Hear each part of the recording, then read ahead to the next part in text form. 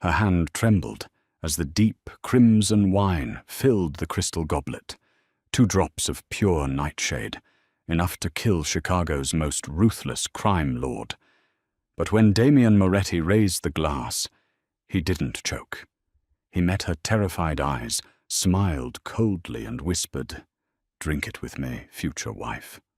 Charlotte Jenkins was not the kind of woman who belonged in the criminal underworld. She was a 28-year-old sous chef with a brilliant palate, a laugh that usually filled the room, and a body that took up space. At 250 pounds, she was softly curved, unapologetically fat, and accustomed to the way high society types let their eyes slide right past her. To the billionaires, politicians, and mobsters who frequented the Grand Astoria Hotel, a plus-size woman in a stark white chef's coat was practically invisible. She was just the help, just a piece of the furniture that made the magic happen on their plates. Tonight, her invisibility was the only weapon she had. The heat of the commercial kitchen was suffocating, thick with the scent of roasted garlic-seared lamb and white truffle oil. Head chef Arthur Rossi was screaming orders at the line cooks, but Charlotte couldn't hear a word over the rushing blood in her ears. Hidden deep inside the pocket of her checkered chef's pants was a small glass vial. Her younger brother, Lucas Jenkins, was a fool. A sweet, well-meaning fool who thought he could outsmart the underground poker tables run by the Morello family. Now Lucas owed $200,000 to Anthony Morello, a man who collected debts in bone fragments and blood. 3 days ago, Morello's top enforcer, Dominic Castiglione, had cornered Charlotte in the alleyway behind her apartment. He hadn't asked for money. He had handed her the vial. "Damian Moretti is dining in the VIP room on Friday," Dominic had growled, pressing the cold glass into her palm. "Put this in his private reserve Pinot Noir. You do this, your brother walks. You don't, and I mail Lucas to you in a shoebox." Damian Moretti. The name alone was enough to drop the temperature in any room. He was the reigning head of the Moretti Syndicate, a cold, calculating boss who had ruthlessly expanded his empire across the Midwest. He was 32, brutally handsome, and famously paranoid. He didn't trust easily, which was why he only drank from a specific sealed bottle of wine kept in the Astoria's cellar, a bottle Charlotte had access to. "Jenkins," Chef Rossi barked, snapping her back to reality. "The rack of lamb for table 1 is ready. Bring out the Moretti reserve, and don't mess it up, or we're all dead." Charlotte swallowed hard, her throat feeling like sandpaper. "Yes, chef." She walked toward the heavy oak doors of the wine cellar, her thick thighs brushing together beneath her apron, her breath coming in shallow, panicked gasps. Every step felt like a march to her own execution. She loved her brother, but she was no killer. She baked brioche. She whipped up mascarpone cream. She didn't end lives. Once inside the dimly lit cellar, she located the bottle, a 1990 Domaine de la Romane Conti. Her hands shook violently as she uncorked it using the hotel's specialized opener. The cork popped with a soft, hollow thud that sounded like a gunshot in the quiet room. Charlotte pulled the vial from her pocket. The liquid inside was completely clear, tasteless, odorless, a highly concentrated paralytic toxin. "If I do this, I am a murderer," she thought, tears prickling the corners of her eyes. "If I don't, Lucas is dead." A sob caught in her throat. She closed her eyes silently, apologizing to whatever God was watching, and tipped the vial over the neck of the bottle. 3 drops. That was all it took. She quickly resealed it, placing it carefully onto a silver serving tray alongside a single polished crystal goblet. The walk from the kitchen to the VIP dining room was a blur. The heavy double doors were guarded by 2 massive men in tailored Italian suits. They barely glanced at her. To them, she was just a plump, sweating kitchen worker. "Wine for Mr. Moretti," she murmured, her voice trembling. One of the guards patted down her apron quickly, completely missing the empty vial still in her pocket, and opened the door. The VIP room was lavish, draped in dark velvet and smelling of expensive cigars. Sitting at the head of the long mahogany table was Damien Moretti. He was an intimidating figure, broad shoulders, encased in a charcoal bespoke suit, sharp jawline, and eyes as dark and cold as obsidian. He was in the middle of a low conversation with his underboss, Matteo Bianchi, but the moment Charlotte stepped into the room, the conversation died. "Ah, the reserve," Damien said, his voice a deep, gravelly baritone that sent a shiver down her spine. "Pour it." Charlotte approached his side. Her hands were shaking so badly that the bottle rattled against the rim of the crystal goblet as she poured. The deep crimson liquid swirled in the glass, hiding its deadly secret perfectly.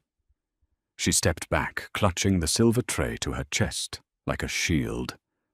"Drink it," she prayed, her heart hammering against her ribs. "Just drink it, and let this nightmare be over." Damien picked up the glass by the stem. He swirled it slowly, watching the legs of the wine streak down the crystal. He lifted it to his nose and inhaled deeply. Charlotte stopped breathing. Then Damien lowered the glass without taking a sip. He turned his head slowly, his dark, piercing eyes locking onto hers. The silence in the room stretched until it felt like a physical weight pressing down on her shoulders. "You're sweating, Ms. Jenkins," Damien said softly. Charlotte froze. Her blood turned to ice. "He knows my name." Charlotte couldn't speak. Her tongue felt glued to the roof of her mouth. How did he know her name? I apologize, sir." She stammered, her voice barely a squeak. "It's very hot in the kitchen." Damien didn't look away. His gaze roamed over her face, taking in her flushed, rounded cheeks, the terrified wide eyes, and the rapid rise and fall of her chest. There was no disgust in his expression, no dismissal, just a cold, terrifying curiosity. "Matteo," Damien murmured, not breaking eye contact with Charlotte. "Leave us." Matteo looked surprised but nodded instantly. "Yes, boss." The heavy doors clicked shut, leaving Charlotte entirely alone with the deadliest man in Chicago. Damien set the wine glass back down on the table. He leaned back in his chair, folding his hands over his stomach. "Anthony Morello is a predictable man." He began, his tone conversational, as if they were discussing the weather. "He thinks he's clever, using civilian leverage. He found out your brother Lucas owed him 200 grand. He figured a chef with access to my food, a woman who blends into the background, would be the perfect assassin." Charlotte's knees buckled. She couldn't help it. Her legs gave out, and she hit the plush carpeted floor with a heavy thud, her silver tray clattering beside her. She began to weep, deep, agonizing sobs shaking her entire body. "Please," she begged, looking up at him through her tears. "Please don't kill my brother. I didn't want to do it. They said they would mail him to me in pieces. Please, Mr. Moretti, I'm so sorry." Damien stood up slowly. He walked around the edge of the mahogany table and knelt in front of her. For a moment, Charlotte squeezed her eyes shut, waiting for the bullet, waiting for a knife. Instead, she felt a large, warm hand cup her cheek. Her eyes flew open in shock. Damien's thumb gently brushed away a tear tracking down her face. His touch was surprisingly gentle, a stark contrast to his fearsome reputation. "You are not like the women who usually occupy my world, Charlotte," he said quietly, his eyes dropping to her trembling lips before meeting her gaze again. "The women I know are sharp, starved, ruthless, They would have poisoned me and smiled while I choked. His hand slid down to her jaw, his thumb pressing lightly into the soft flesh of her neck. You are soft. You're shaking like a leaf, and yet you still poured the glass. I had to, she whispered, a fresh tear spilling over his hand. I love him. Damien let out a low hum, a sound of contemplation. He stood up, towering over her, and walked back to the table. He picked up the poisoned glass of wine. I knew about Morello's plan 3 days ago, Damien stated calmly. I had Dominic Castiglione intercepted 10 minutes after he handed you the vial. I know exactly what is in this glass. Aconite. A nasty, painful way to go. Charlotte stared at him, bewildered. If you knew, why did you let me pour it? A dangerous, predatory smile curved Damien's lips. Because I needed to see if you actually had the nerve to do it. And you did. He tilted his head, studying her. Stand up, Charlotte. She scrambled to her feet, her legs feeling like jelly. She wiped her damp cheeks with the sleeve of her chef's coat, feeling incredibly self-conscious. She was a fat, sweaty, crying mess in front of a billionaire mob boss in a tailored suit. I am in a very precarious position, Damien said, pacing slowly. The feds are breathing down my neck. My legitimate business front's real estate imports are being audited. I need a distraction. More importantly, I need a shield, an alibi. To the public, I am a ruthless gangster. I need to soften my image. Charlotte blinked, trying to keep up. I don't understand. I need a wife, Damien said bluntly. A woman completely disconnected from the life. A civilian. Someone who looks innocent, harmless. He gestured toward her. A sweet, plump, hard-working pastry chef who clearly loves her family enough to commit murder for them. You are the perfect candidate. Charlotte's jaw dropped. A wife? Yes, he replied. And here is my offer. You will marry me tomorrow at City Hall. You will play the part of a devoted, adoring wife for the press, the police, and my rivals. In exchange, I will wipe out Lucas's debt. In fact, I'll wipe out Anthony Morello entirely. Your brother will be safe, and you will be protected under my name. You want me to marry you? She repeated, her voice rising in disbelief. But I just tried to kill you. Which is why I know you take direction well when properly motivated. Damien shot back, his eyes flashing. And let's be clear, Charlotte. This isn't a request. This is an ultimatum. He stepped closer to her, invading her personal space. The scent of sandalwood and danger rolled off him. He looked down at her, his gaze sweeping over her full figure, lingering on the curves hidden beneath the bulky white coat.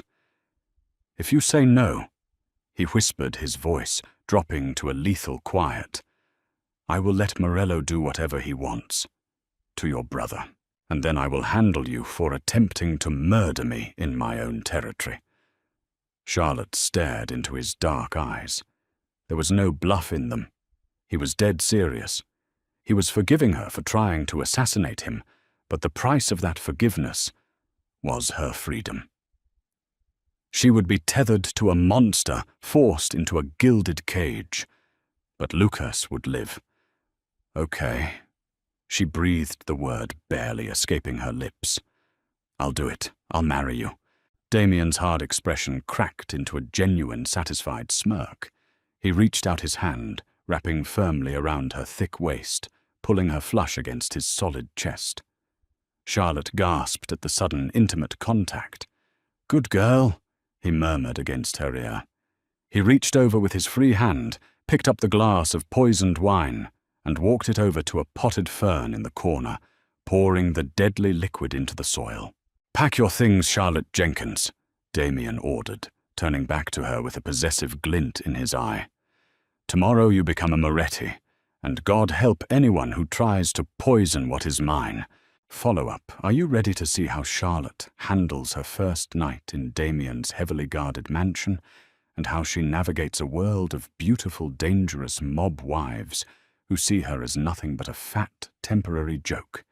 The ink on their marriage license was barely dry before Charlotte found herself thrust into a world she had only ever seen in movies. There was no grand ceremony, no white dress. Just the stark, echoing halls of the Cook County Clerk's office, guarded by 4 men with hidden firearms, and the cold, heavy weight of a 6-carat emerald-cut Cartier diamond resting on her plump finger. Damien's estate in Lake Forest was less of a home and more of a fortress. It was a sprawling Gothic revival mansion, built of dark stone, overlooking the grey, churning waters of Lake Michigan. Inside, it was a museum of cold marble antique weaponry and oppressive silence. For the first 3 days, Charlotte hid in the massive state-of-the-art kitchen. It was the only place she felt safe, finding solace in the familiar rhythms of kneading dough and reducing sauces, drawing inspiration from culinary giants like Chef Grant Katz to keep her mind off the heavily armed men patrolling the gardens. But a mob boss's wife could not hide forever. On Friday evening, Damien hosted a casual gathering for the inner circle of the syndicate.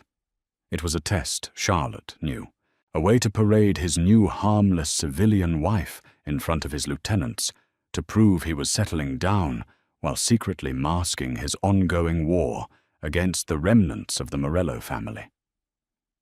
Charlotte stood in front of the floor-to-ceiling mirror in her lavish new bedroom.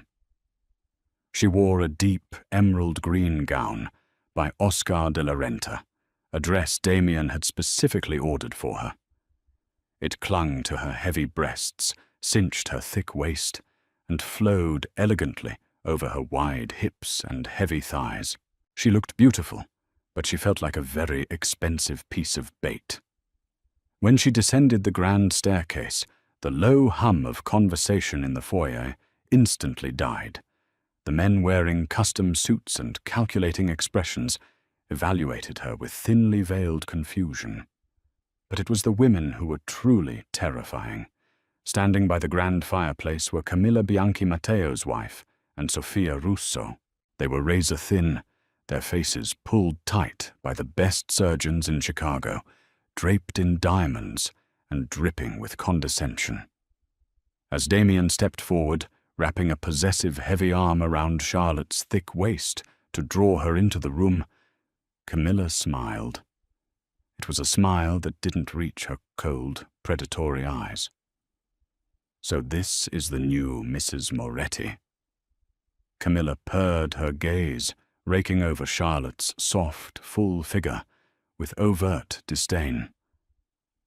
We were all so surprised, Damien. She isn't your usual taste. Sophia let out a soft, mocking laugh. It's certainly a bold choice. Tell us, Charlotte, darling, how did you catch his eye? Did you eat the competition? A hot flush of humiliation crept up Charlotte's neck.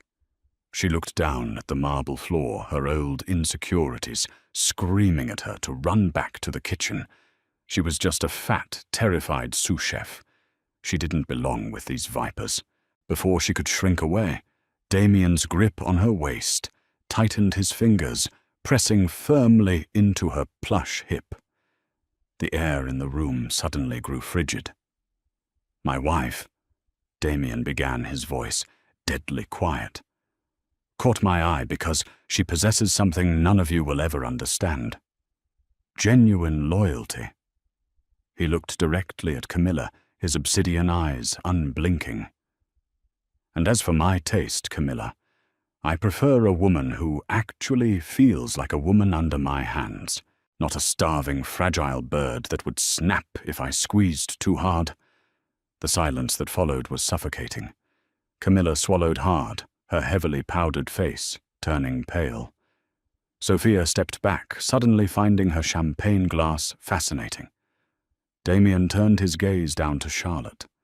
Right in front of his deadliest enforcers and their cruel wives, He lifted his free hand, tangling his fingers in her dark curls, and tilted her face up. He pressed a slow, deliberate, and undeniably hot kiss to her lips. It wasn't just for show. Charlotte felt the genuine heat, the dark, twisted hunger in his kiss. He liked her body. He wanted her.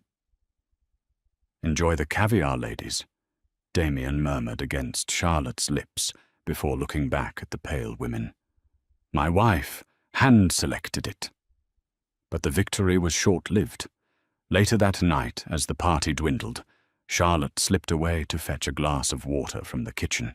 As she passed the shadowed doorway of Damien's study, she heard hushed, urgent voices. "Morello isn't dead," Matteo Bianchi was hissing to someone on the phone. "Damien lied. He wiped out the lieutenants, but Anthony is hiding in the south side. Yes, I have the drops. The gala at the Drake Hotel tomorrow night. I'll make sure it's done." Charlotte pressed her hand to her mouth, her heart hammering wildly against her ribs. Matteo, Damien's most trusted underboss. He was the traitor, and he was planning to finish the job Charlotte had failed to do.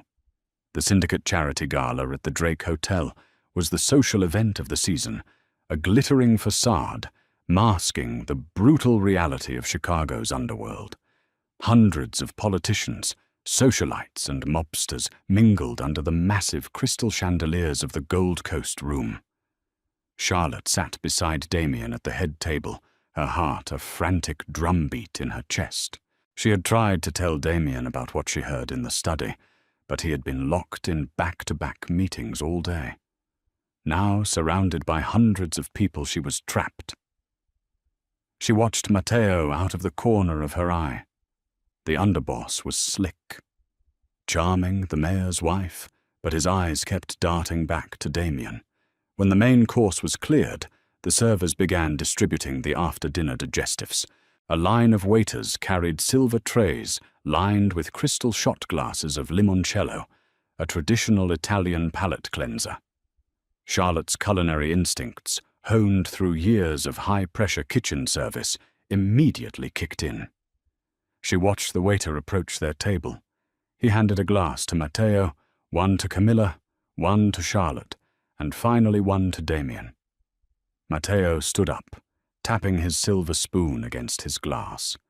The grand ballroom quieted down. To our boss, Damien Moretti, Matteo called out his voice, booming over the microphone, and to his beautiful new bride, "May your reign be long, and your lives be filled with fortune. Salute." "Salute," the room echoed. Damien picked up his glass. He gave Charlotte a rare, genuine smile, his eyes softening as he looked at her. He raised the glass toward his lips. Charlotte's gaze snapped to Matteo. The underboss wasn't drinking. He was staring at Damien's glass, a bead of sweat tracing down his temple, his breathing shallow. He has the drops. Matteo had poisoned the limoncello. Damien tilted his head back to drink. "Stop!" Charlotte screamed, her voice tearing through the elegant silence of the ballroom. Before Damien could react, Charlotte lunged across the heavy damask tablecloth. With her full weight, she slammed her hand into Damien's wrist. The crystal glass shattered against the floor, splashing the sticky yellow liquid across the polished hardwood and onto the hem of Damien's trousers. The ballroom erupted in gasps. Half a dozen of Damien's armed guards instantly drew their weapons, scanning the room for a threat. Damien grabbed Charlotte by the shoulders, his eyes wild with fury and confusion. "What the hell are you doing, Charlotte?" She was panting, her chest heaving against her tight corset. She pointed a trembling finger straight at Matteo Bianchi. "It's poisoned! Matteo poisoned it! He's working for Anthony Morello." Matteo's face contorted into a mask of pure panic. "She's lying. The fat bitch is crazy, boss. She's the one who tried to poison you a week ago." "I heard him on the phone last night." Charlotte pushed on her voice, steadying, as the adrenaline surged through her veins. He said Morello was in the south side. He said he had the drops. She looked down at the spilled limoncello. Smell it, Damien. Limoncello is made with lemon zest sugar and vodka. It should smell bright and sweet. That smells like bitter almonds. It's cyanide. Damien froze. He slowly looked down at the puddle at his feet. The distinct faint and deadly aroma of bitter almonds wafted up into the air. He didn't yell. He didn't scream. Damien slowly stood up from the table, brushing a drop of the spilled liquid from his sleeve.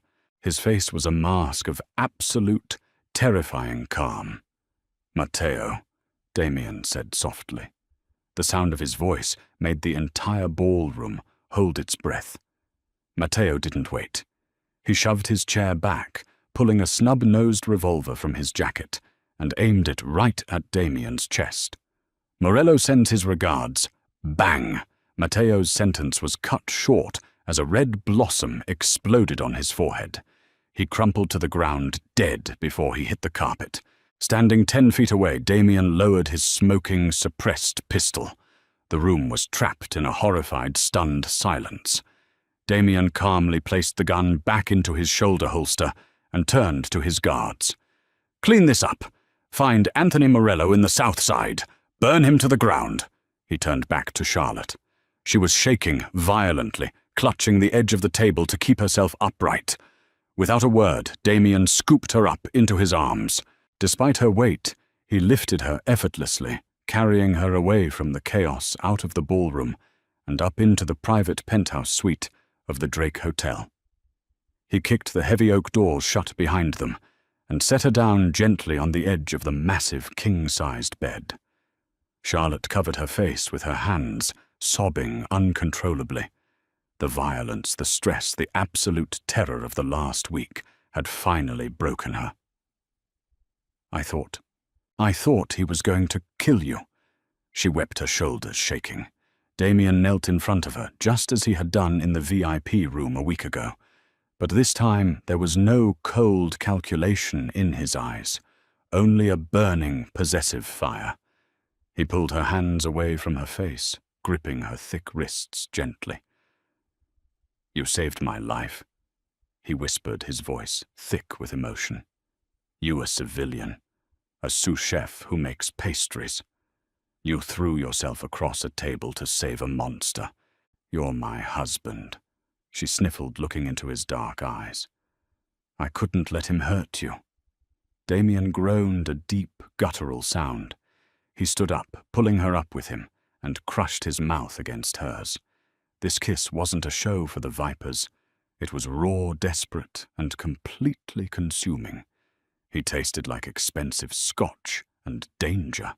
His large hands mapped her body, tracing the heavy curve of her hips, the soft roll of her stomach, worshipping the very flesh that the world had told her to be ashamed of. "You are mine, Charlotte," he rasped against her throat, his lips leaving a trail of fire down her skin. "No more fake marriage. No more arrangements. You are my queen. And I swear to God I will burn down this entire city to keep you safe." As he pushed her gently back onto the plush mattress, the cold, ruthless mafia boss finally surrendered to the woman who had dared to poison his wine. Charlotte wrapped her arms around his broad shoulders, pulling him down into her warmth. She had walked into the darkness to save her brother, but in the arms of the devil himself, she had found her light. Did Charlotte and Damien's deadly romance leave you breathless? If you loved this intense story of betrayal, food, and mafia intrigue, hit that like button and share it with your fellow romance drama addicts. Don't forget to subscribe to our channel and ring the notification bell so you never miss another thrilling, real-life inspired tale. Drop a comment below telling us what you would have done in Charlotte's shoes. Stay tuned for more gripping stories coming your way.